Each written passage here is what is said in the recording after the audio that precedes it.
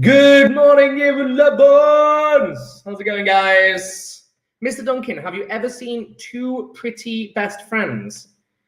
No. It sounds terrible. Can I just point out, by the way, that no one has commented on my lockdown beard? Like, nobody. Zach, you are usually my go-to guy for commenting on my lockdown beard. Huh?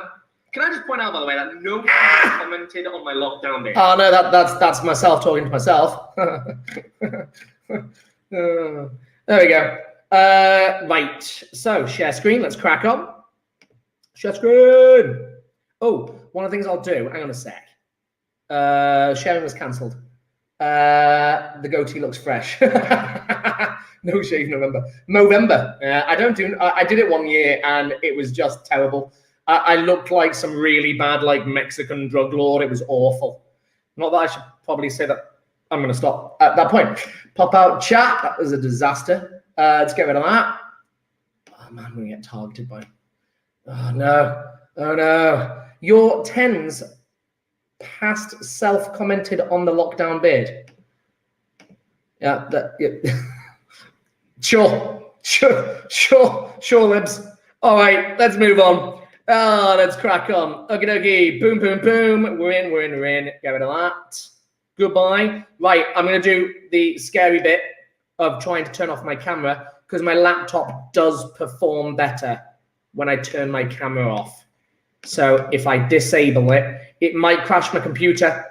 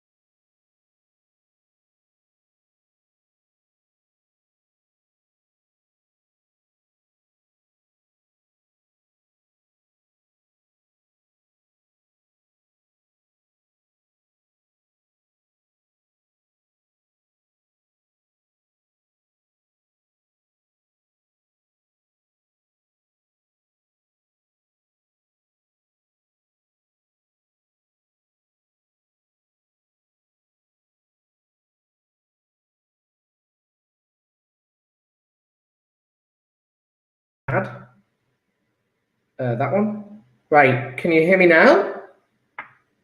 Oh no, can you hear me now? My microphone's gone. Let's see if I can do mic settings. Oh no, Canon mic settings, audio. Yep, it works now. Amazing. Okay. Oh, phew. Okay. Yep, fab. Thanks,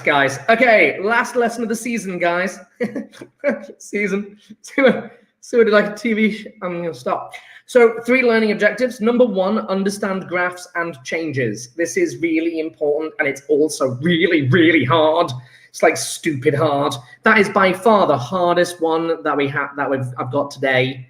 Hence the understand, by the way. Number 2, be able to recognize and explain anomalies. The explain bit is tricky. The recognizing, not so difficult. Explain directly proportional and use data. Okay, guys, so I thought I'd start my lesson with a rate graph. So what we've got here is we've got a very standard rate graph. So they've got a practical setup. If you like, we can even look at the type of setup we could have here. Yeah, we could very much have, you know, the worst conical flask you've ever seen drawn in your life. So a conical flask, let's say we've got, let's do it an NXL specialty. So hydrogen peroxide, H2O2. And then what we're going to do is we're going to add a catalyst. Now, there are many catalysts that actually work for hydrogen peroxide, but the one I'm going to choose today is potassium permanganate. This one works for you. Oh, hang on, no. I'm going to use one that's more common. Manganese dioxide. Yeah, I'm going to use that one. That's our catalyst. Yeah. And what we're going to do is, we know that the hydrogen peroxide is going to decompose. Hydrogen peroxide is unstable. It's going to decompose to form water and oxygen. Balance the equation. Too many oxygens. There we go. So it's going to form water and oxygen. So observations will be fizzing. We're going to see lots of fizzing going on here. Yeah. Now, because there are multiple catalysts, you know, the better the catalyst, the faster the rate of production. Look what cat dragged in. My cat just came into the room dragging my scooter. God. Oh, right. So then we need to collect the gas. Now we're going to do it properly. So what we're going to do is we're going to collect it in a gas syringe. By far better. It's better than underwater fluid displacement, because of course you've got soluble gases. Oxygen's quite soluble, by the way, so definitely not a good choice here. Whenever you draw a gas syringe, by the way, you draw it with the little lines. There you go. So we're going to collect it in a gas syringe. Need to give it a cork. There we go. Let's cork it. There we go. Okay. So in this particular practical, we're adding in hydrogen peroxide. We've added our catalyst, and we're going to collect the gas. Now this is going to produce a very bog standard rate graph. Now remember, rate graphs are special. Yeah, rate graphs, because there's no comparison here. Now, in chemistry, most of the time in chemistry, we do, you know, independence, what we change on the bottom, independent and dependent on the axis. But this is when we compare, this is when we're doing a practical that's going to be doing, you know, multiple practicals to compare something. But in this case, this is just one experiment that runs and we measure it all the way through. And since it's just a single practical, we just put time on the bottom. And in this case, we're going to put vol of oxygen, vol of O2, centimeters cubed, definitely. Right, and we're going to get our normal graph, yeah, of like this. It's nice to recall graphs. Yeah, there are 3 sections to this graph. Number 1, notice it's starting at 0. Should have tried my better to start at 0. Yeah, section number 1 is called the initial rate. Yeah, this is the vertical part of the graph. This is the part which is at the highest rate. Then it slows down. I should actually just color code the lines. So the vertical part here, the linear portion of the graph, this is called the initial rate. Yeah, initial rate. And that the reason why it's given this special name is because it's the fastest part. Yeah, this is the initial rate, and I'll do that in pink. Yeah, and then the reaction starts to slow down. So this section here is the reaction slowing down. And then, of course, so this bit is slowing. So it's slowing down because the reactants are used up. Yeah, therefore the concentration decreases, so the reaction slows down. Yeah, so reactants used up, concentration therefore decreases. You can't just say used up because it's not enough. They're being used up at the initial rate, but there's so many particles that they're in excess. Now we're getting to the point where the reactants used up, the concentration therefore decreases, so the rate slows down. Rate decrease. Yeah. fewer collisions, fewer successful collisions, all that jazz. And then the last section of the graph is the fact that the graph has stopped. Yeah, no reaction. This has stopped. Yeah, and it stopped because all the reactants have been used up. I need to color code this, add my green to the slowing. There we go, 3 stages. Yeah, highest initial rate, highest concentration, highest conc, and it's also linear. It's nice to mention that. Linear section of the graph. Yeah, now if you want to pick up the rate at any part on the curve, you have to take a tangent.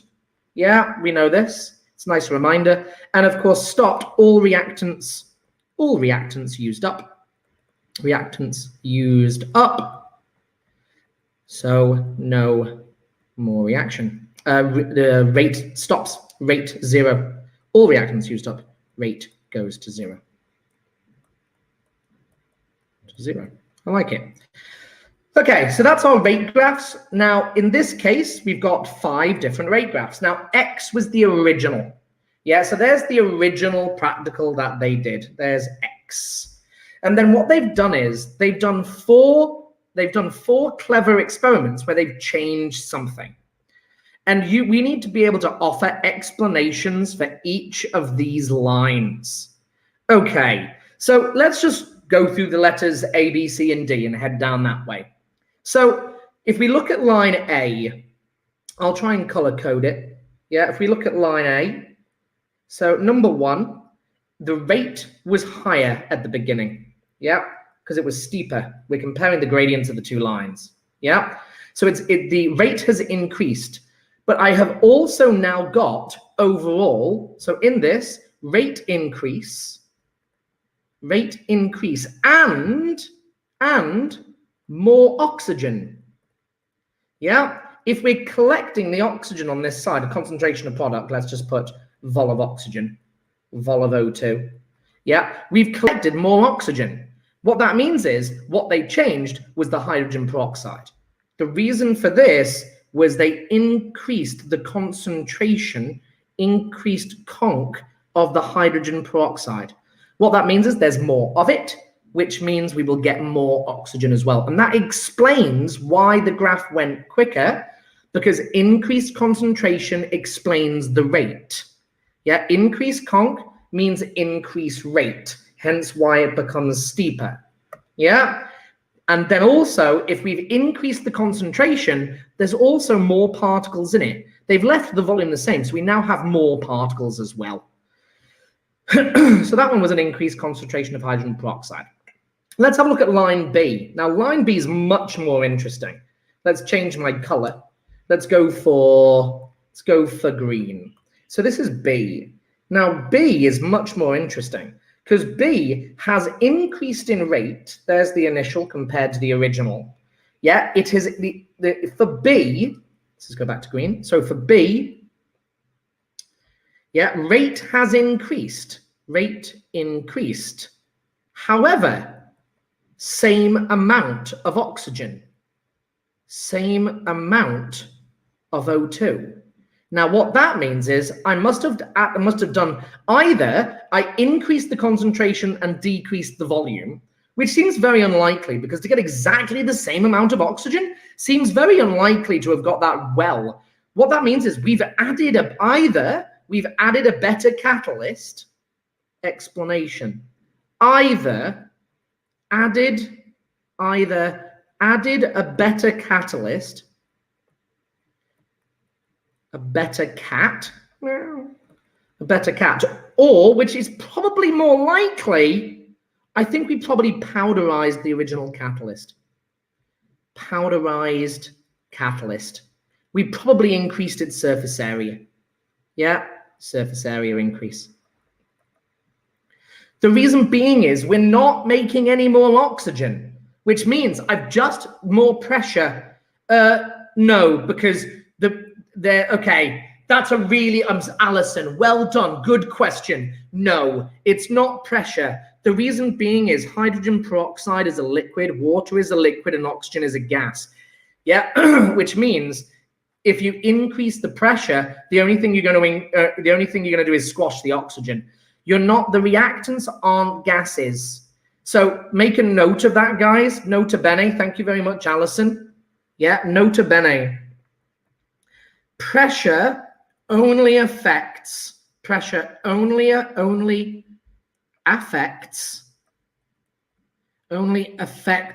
reactions, no, reaction rates when reactants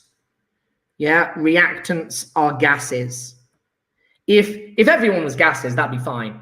Yeah, so the example would be something like, if I was to take, blimey, a gas one where we'd actually increase it, you'd probably want a liquid and gas situation. Something that I'm trying to think of one that would be measurable for doing that. That's tricky. That it would awkwardly, it would probably be ammonia. I'll give the example. I will use this. This is see later notes, by the way. If you did a nitrogen plus hydrogen in equilibrium to form ammonia. Now, if you balance it there and there, because all of these are gases, all of them are gases. If I increase the pressure, I will therefore increase the rate. Yeah. Now, even though it's an equilibrium, yeah, I would increase the pressure on that one. I'll do that's see later note in equilibrium. The rate of attainment for that equilibrium would be faster. The rate would be higher. Yeah, but in this case, definitely not pressure. Right, now let's look at C. Now C is quite interesting. I'm gonna do C in let's change the color. I did green, let's do blue. Now C is again quite interesting because in this case, we've slowed it down. Yeah. We've slowed it. There's X and there's the new one. So it's definitely slowed down. It's also taken longer to finish, but I'm still getting the same amount of oxygen. So that's key to this. This is where I really want to move my diagram out of the way. I could attempt to move it, but I think I'm just going to dismantle it. I'll try. It's going to be a mess. I knew that was going to be a mess. I'm going to undo that. It's a disaster. I'll put blue over here. So in this situation, for the blue line, C, yeah, so the rate decreased, but still the same oxygen produced. Right, hang on a second. What could cause that? Well, if I decrease the concentration, I'm going to get less oxygen. So that's, what I'd have to do is I'd have to decrease the concentration to slow the rate. That would decrease conc to slow the rate. But then I'd have to increase the volume of H2O2 to bring the amount of oxygen back up. But that would be, again, rather tricky to produce exactly the same line as what I'm seeing there. That's really difficult. So chances are I either used a worse catalyst or I used catalyst in the form of chips instead of powder or turnings. I'm using big pieces. Most likely, yeah, I'm going to use a catalyst with smaller surface area. Yeah, because that means I'm still going to make the same amount of oxygen. I'm just going to make it a slower rate because the catalyst has fewer particles available for collision, therefore fewer collisions, frequency of collisions decreases, therefore less successful collisions, rate decrease. But we still get the same amount. Now D makes a lot more sense. So I've done that in blue. Let's do the last one in, I don't know, purple. So D makes loads of sense. Notice, sorry that it was so poor. There we go. So D, I have definitely decreased the rate. This is where I need purple on here as well. Definitely decreased the rate because it's less steep, but I've made way less oxygen. I've decreased the concentration. That makes total sense for D. I'll put that one underneath it. D, we've got a slower rate. I'll go decrease in rate, and less oxygen. Yes, less O2. What that means is chances are it was a decrease in concentration, decrease conc of H2O2. I hope that makes sense. These graphs are really, really tricky. Now, what I wanted to then do is show you a real life example of a question. So I went and grabbed one. So it says a student carried out an experiment to determine the rate of decomposition of hydrogen peroxide into water and oxygen. It even related to the practical that I was talking about up there. It says a student, let's extract the data. A student used 100 centimeters cubed of 1 mole per dm cubed solution. That's a constant, so we've got a volume and we've got a concentration. Right. Curve R in each of the figures and then figure 1, 2, 3. Okay, so what's he now done? Draw the curve on figure 1 to show how the volume of oxygen collected will change with the time if the experiment is repeated. Oh, where's the temperature? Ah, they've also given us temperature. That's clever. Oh, could any of these been explained by temperature? Yes. Yes, yes. Oh, B and C could both have been explained by temperature. B could have been an increase in temperature. Absolutely. B and C, what temperature doesn't ever affect amount being made. So that's a really good point. So this is where I'm going to highlight them. So C has gone slower, made the same amount. They lowered the temperature. B has gone faster, but made the same amount. They did that at a higher temperature. That makes a lot more sense. We can apply temperature to this as well. So they've given us a vol, a conc, and a temperature. Don't worry about the units of temperature, by the way. Don't worry about it. They've just given us a temperature. Okay, they've given it to us in Kelvin. Okay, so draw on figure 1. What's he done? So let's compare temperature 298, temperature 298. They've kept the temperature the same. Volume, 100 centimeters cubed, 100 centimeters cubed. Concentration, 1 moles per d. There's my question. They have changed the concentration and they have doubled it. Right. So guys, what I'd like you to do, please, is just pause the video and have a go in the back of your book to be able to sketch this graph. Now, it's actually quite clever, really, because they've included lines. Yeah, if you don't want to pause, you can keep watching. I've got 3 of these questions coming up, but they've given us these lines. That's weird. It's very unusual for them to do that.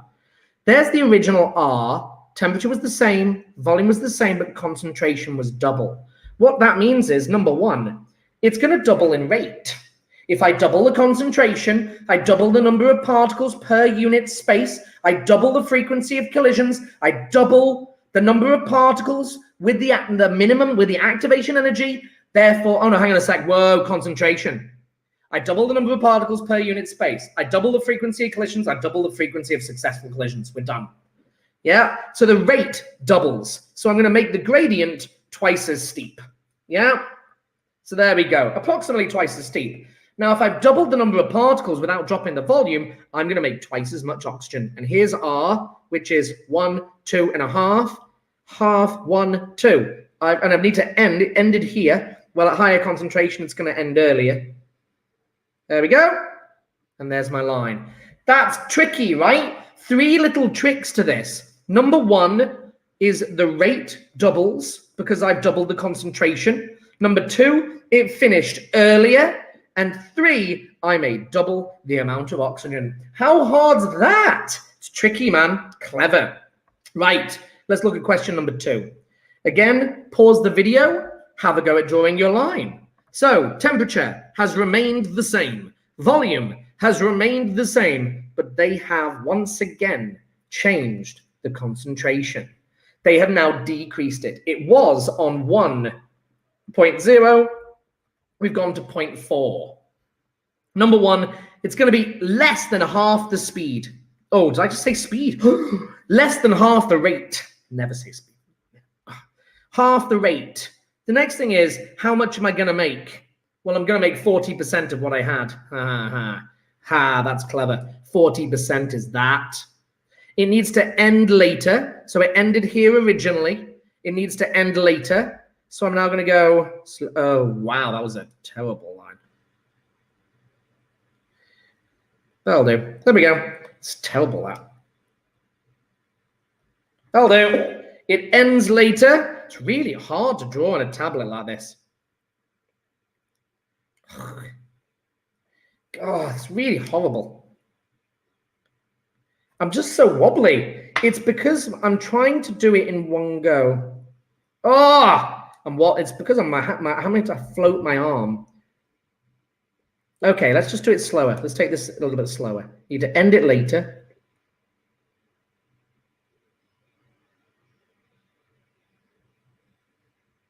There we go. There's my line. So my ending was here, give or take, which is great. It doesn't matter if it ends late, like however much. Yeah, but it's less than half the rate. I've made 40% of the amount, and it's ended later. Need that. Next.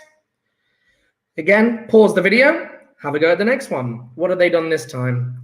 So they have done total volume of volcanic changes repeated at a higher temperature. That's it. So they've just raised the temp. Everything else remains the same. So I'm going to make the same amount of oxygen gas. I am going to finish earlier, and I'm going to be steeper. And there you go. There we go. Done. So that makes a lot of sense. It's quite nice to do it, just to show you these graphs in question form.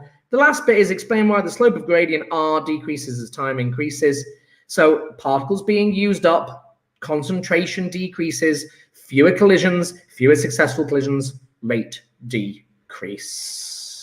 We're done. It's nice. I like it. Hard questions though, right? Not easy. Okay, next one. So we were looking at absolutely normal rate graphs here, folks. These are rate graphs. They're a single experiment and looking at how the rate changes over time. Now we're doing normal chemistry. Now we're going to do a thiosulfate practical. So what we're doing is we've got sodium thiosulfate in the beaker. Sodium thiosulfate in the beaker. Yeah. We're going to add dilute acid and start timing. And then we're going to see how long it takes for the cross to disappear. Lots of control variables all over this.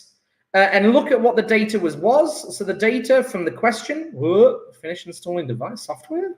Oh, go away. Clear all, eek. Okay, so what do they do? Here's the data. So what they've done, do you need to exactly calculate the initial gradient, or does it just need to be estimated? Libby, that's a great question. No, it just needs to be estimated. These questions are very much done as visual observations by the marker. He looks at your graph and he will say, right, did they have a gradient of lesser slope? Yeah, did they end it later? Did they make the right amount? That's all they'll do. And if he feels that your diagram is good, he'll give you all the marks. Great question, Libby. Great question. So first thing is the concentration of acid. So we know the independent variable in the data table always goes in the X, it goes in the first column. And then the dependent, which is what you're measuring, depth variable goes in the right. So they've only done one. They haven't bothered to do any repeats. They've just done they've taken the concentration of the acid, started at 1 mole per dm cubed, and then they have diluted it. So these are dilutions. They're going to dilute it with water. Okay, so the concentration is dropping. So what should happen to the rate of the reaction? On the chat, please. Just in terms of rate, what's going to happen to the rate as I dilute? As I dilute acid, the rate will what?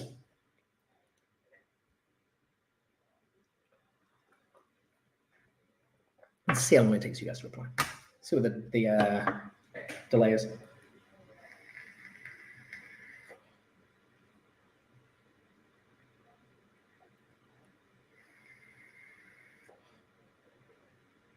Thank you, Alison. That's great. I now know roughly what the delay is. The fact that I've got no one else contributing is a worry. Come on, guys. Contribute on the chat, please.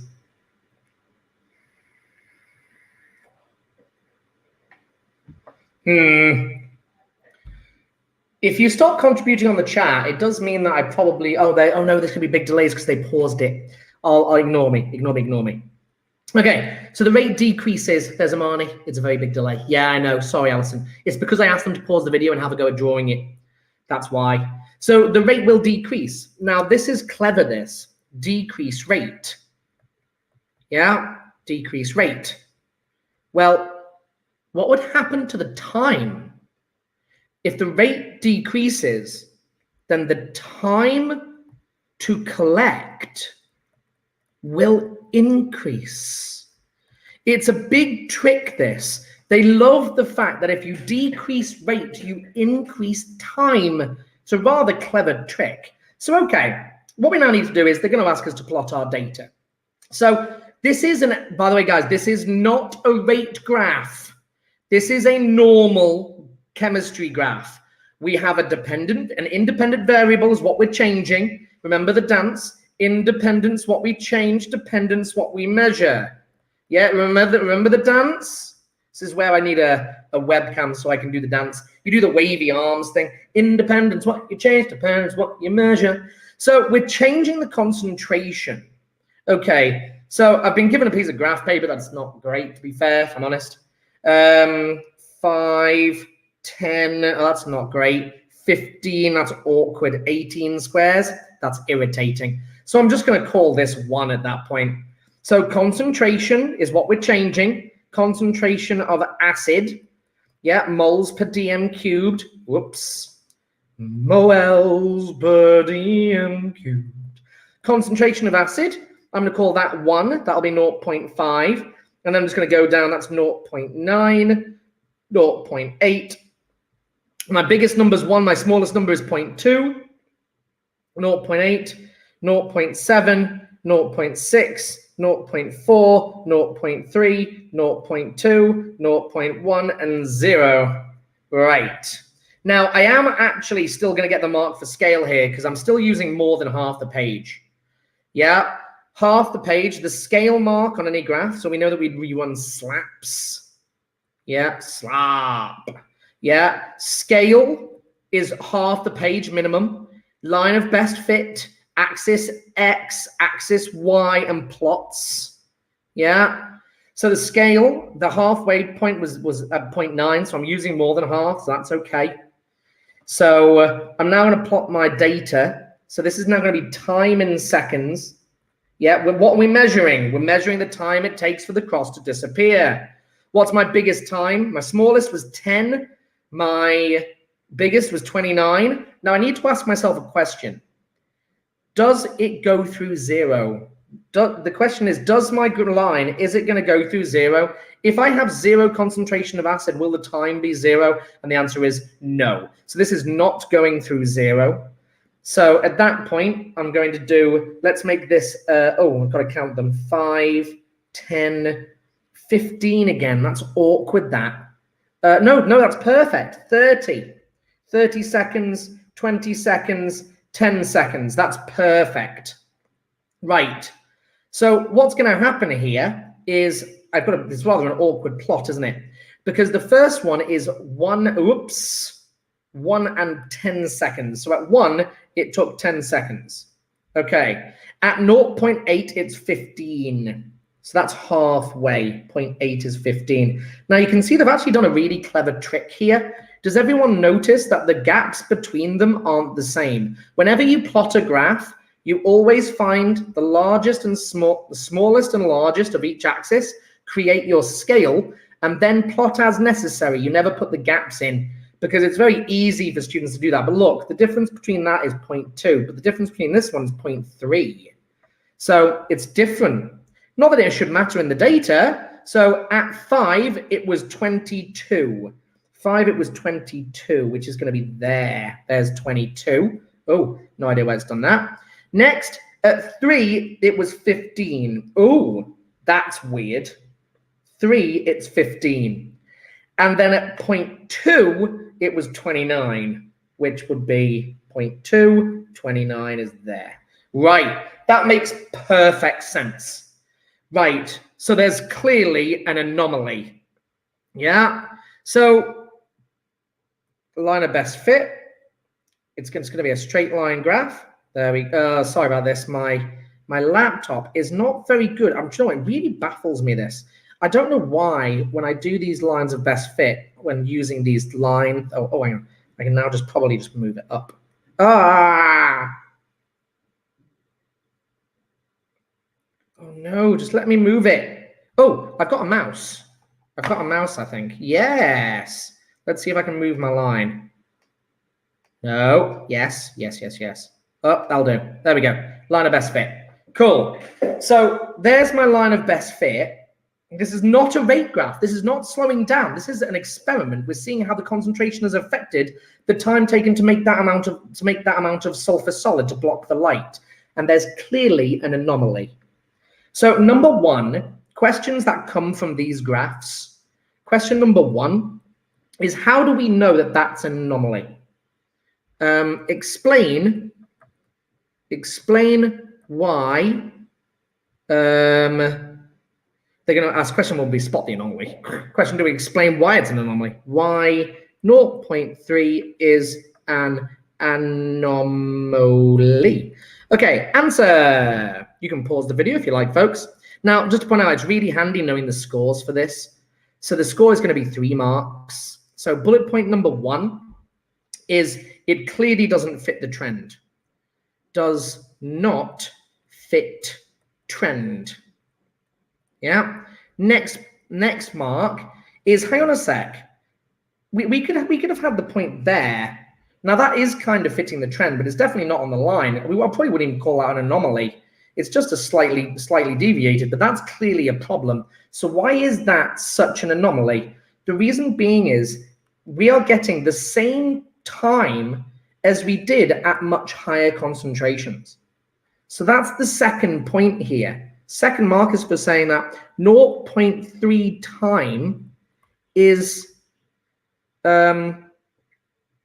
equal to or less than higher concentrations, is less than higher concentrations. That makes no sense.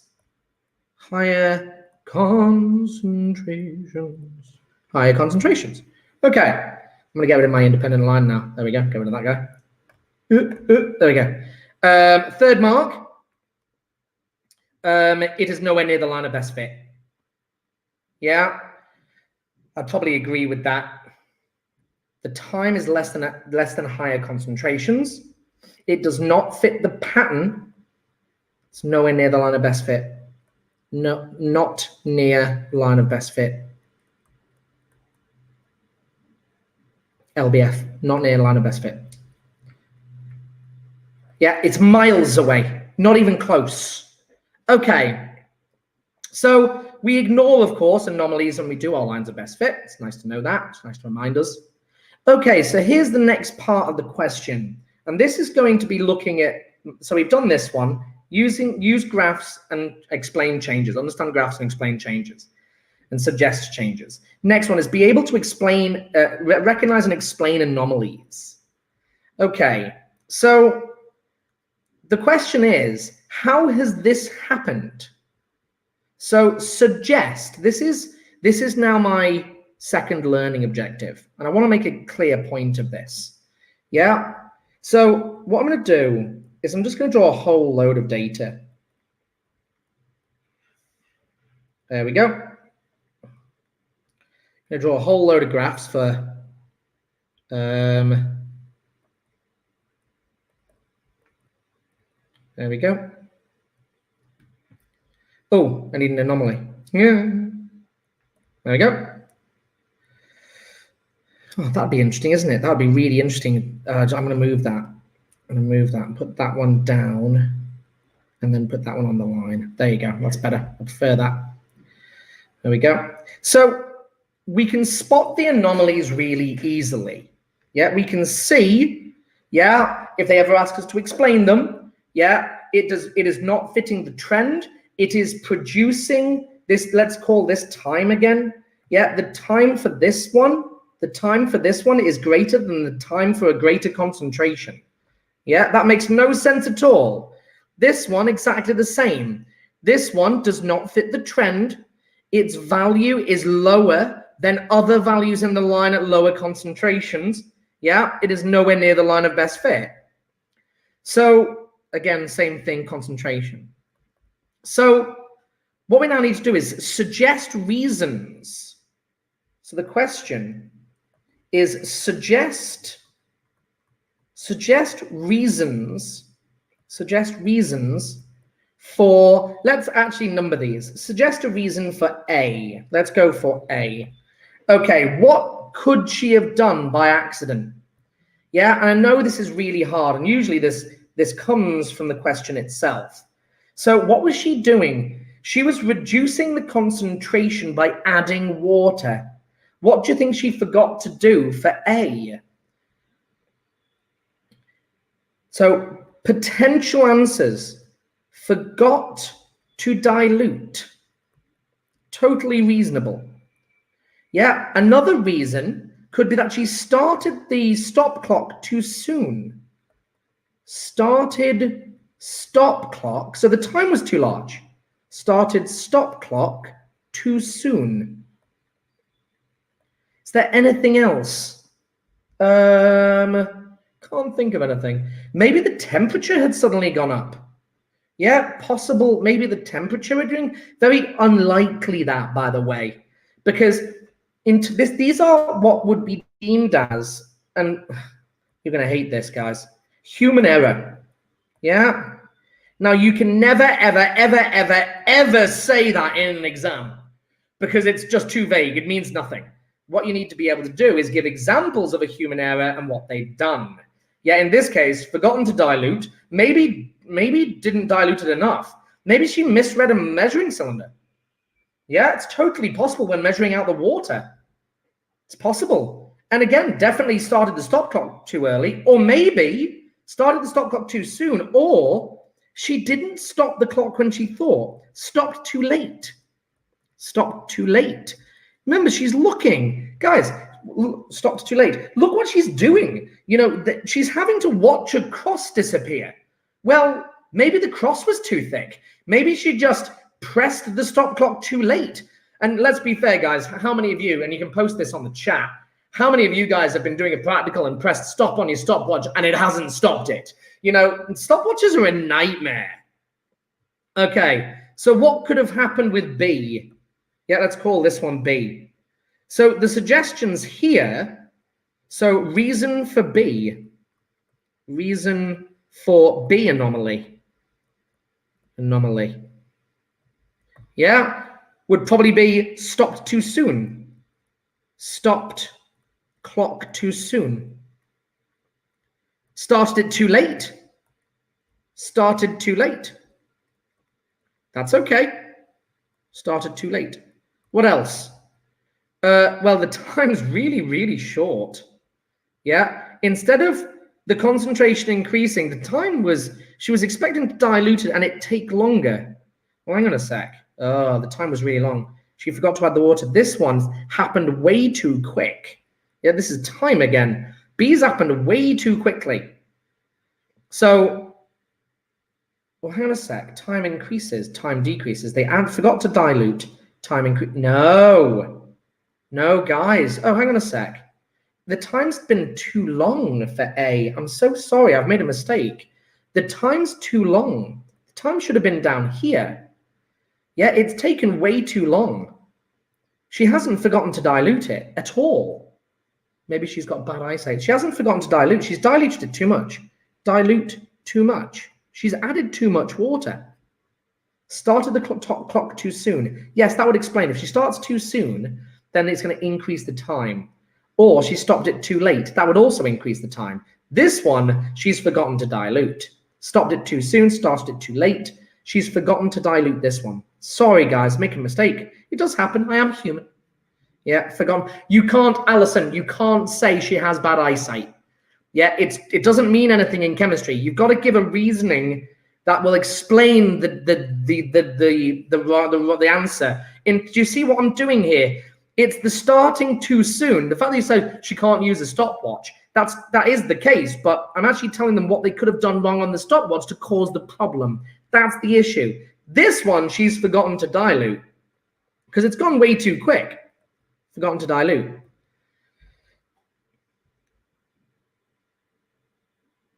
Perfect. Maybe she added too much acid. Maybe she added the water, then added way too much acid, so the dilution was smaller than she expected. Yeah? So these reasons for these guys are really tricky. Recognize and explain anomalies. They're really tricky. These are the levels 7, 8s, 9s, 7 to 9 questions that students find impossible to do. And Excel does ask them a lot. I'll try and give you some example questions, guys, as your homework. Right, directly proportional, last part of the lesson today, folks. Lots of stuff on graphs today. It's quite nice. Right, directly proportional. This is just graphs. Directly proportional. Directly proportional. Definition. Straight line through origin. Through origin. Question. So, graph number 1. Yeah. The question would be, question. I've got an idea. Question. Describe relationship. Describe relationship between X and Y. Answer, directly proportional. That's it. No more. Because that literally means straight line through the origin. Yeah, directly proportional. Let's look at another one. Okay, let's try that one. Question. Describe relationship. Much harder. Answer. Positive correlation. Positive correlation. Positive correlation. As X increases, Y increases. But it stops at a certain point. Yeah, positive correlation. As X increases, Y increases until, this is using data, until, I don't know, then you quote your data. Yeah, let's call that 2. Until X equals 2, yeah, and Y no longer increases. Yeah, it's clever. 3 marks. Maybe, no, yeah, 3 marks. Yeah.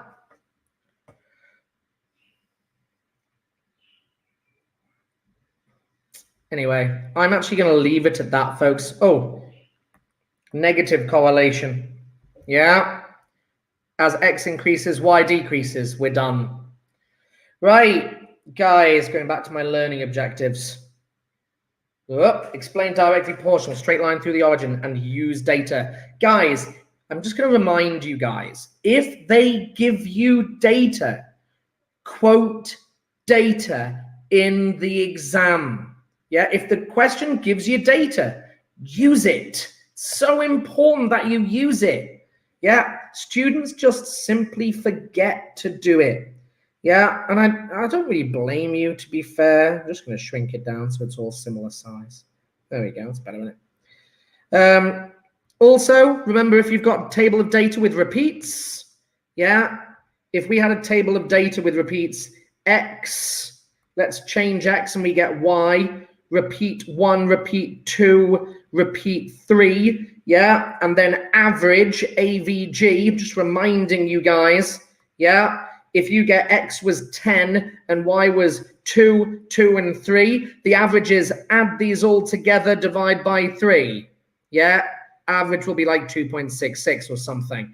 Yeah, if we get X was 15 and this was 5, 2, and 5, you ignore the anomaly. 5 plus 5 divided by 2, 5. You ignore the anomaly in the repeats. Just reminding you folks. Yeah? Okay. Brings my lesson to a close. Dead on time, too. This is where my laptop's going to crash again, folks. It's going to crash again. Enable device. It's going to crash, going to crash, going to crash, going to crash. It hasn't crashed. Uh-oh. Start cam. No, that's the back cam. Come on. Come on. Front facing, please. Let's get rid of that one. Right, guys, that brings me to the end of the lesson. I know it's been a tough lesson there, guys, with an awful lot of information. If you want to watch it back, please do. Your test is next lesson? Let me just check when that is.